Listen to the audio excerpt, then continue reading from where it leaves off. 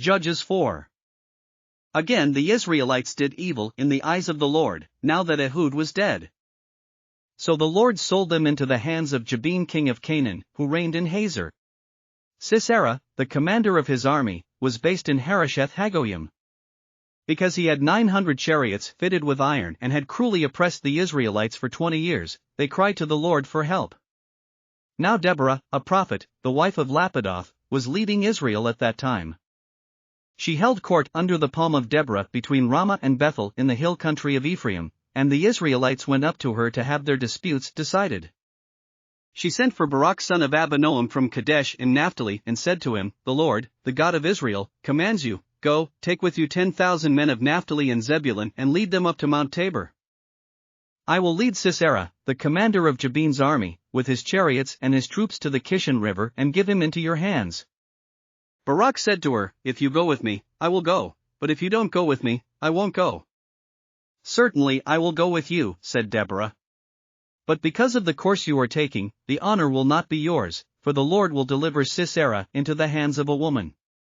So Deborah went with Barak to Kadesh. There Barak summoned Zebulun and Naphtali, and 10,000 men went up under his command. Deborah also went up with him. Now Heber the Kenite had left the other Canaanites, the descendants of Hobab, Moses' brother-in-law, and pitched his tent by the great tree in Zananim near Kadesh. When they told Sisera that Barak son of Abinoam had gone up to Mount Tabor, Sisera summoned from Harosheth Haggoyim to the Kishon River all his men and his 900 chariots fitted with iron. Then Deborah said to Barak, "Go. This is the day the Lord has given Sisera into your hands. Has not the Lord gone ahead of you?" So Barak went down Mount Tabor, with 10,000 men following him. At Barak's advance, the Lord routed Sisera and all his chariots and army by the sword, and Sisera got down from his chariot and fled on foot. Barak pursued the chariots and army as far as Harosheth Haggoyim, and all Sisera's troops fell by the sword, not a man was left. Sisera, meanwhile, fled on foot to the tent of Jael, the wife of Heber the Kenite, because there was an alliance between Jabin king of Hazor and the family of Heber the Kenite. Jael went out to meet Sisera and said to him, "Come, my lord, come right in. Don't be afraid." So he entered her tent, and she covered him with a blanket. "I'm thirsty," he said. "Please give me some water."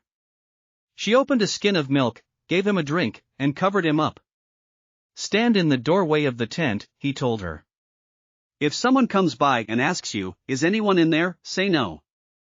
But Jael, Heber's wife, picked up a tent peg and a hammer and went quietly to him while he lay fast asleep, exhausted.